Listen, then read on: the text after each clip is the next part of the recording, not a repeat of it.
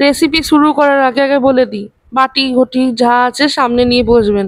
লোল ঝাল পড়ে গেলে কিন্তু আমার রিস্ক নেই, বলে দিলাম কিন্তু।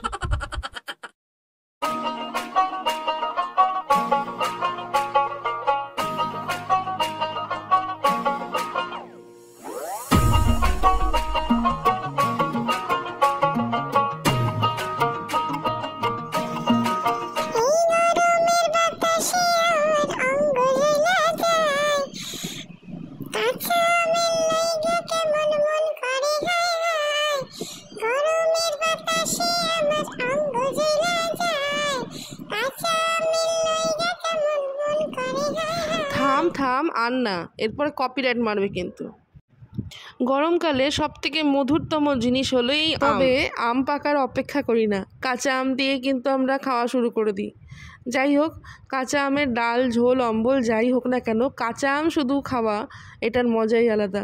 মা ছোটোবেলায় যেমন করে খেত সেরকম করেই আজকে বানিয়ে দিল দারুণ এই আমের ছেচকি।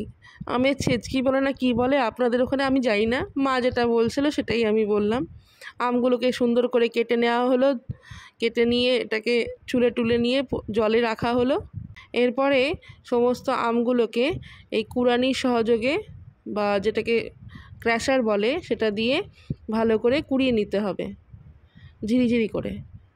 আপনারা চাইলে এটাকে থেতলে নিতে পারেন, তবে এটা একটা খাওয়ার স্বাদ আলাদা হয়। এরপরে হাফ চামচ পরিমাণ নুন দিয়ে তার মধ্যে কিছু পরিমাণ চিনি দেওয়া হলো, মোটামুটি 3 থেকে 4 চামচ মতন। চিনিটা দেওয়া হলো কারণ অতিরিক্ত টক ছিল, যদি কাঁচা আম কাঁচা মিঠে হয় তাহলে চিনির পরিমাণ কম দেবেন। এরপরে দেওয়া হলো সর্ষের তেল। সর্ষের তেল না দিলে কিন্তু মজা হবে না, তাই সর্ষের তেলটা কিন্তু দেবেনই দেবেন। তারপরে দেওয়া হলো কাসুন্দি। কাসুন্দি এই 1 থেকে 1.5 চামচ মতন কাসুন্দি দিলেই যথেষ্ট।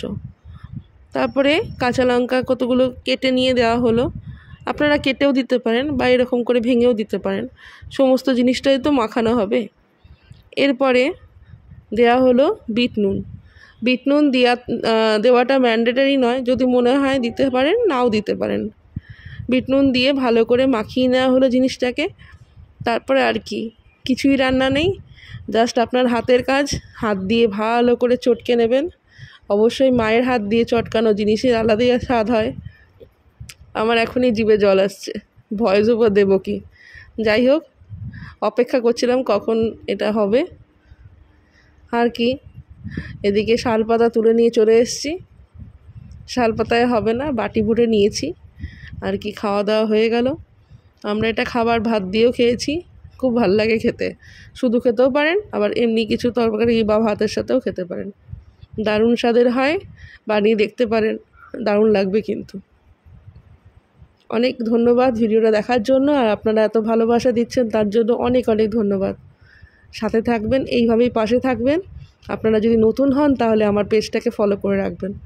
অনেক ধন্যবাদ আমাদের পেজ কুকিং উইথ মমকে এত ভালোবাসা দেওয়ার জন্য। ভিডিওটা দেখার জন্য ধন্যবাদ। ভালো থাকবেন, সুস্থ থাকবেন, বেশি করে জল খাবেন কিন্তু।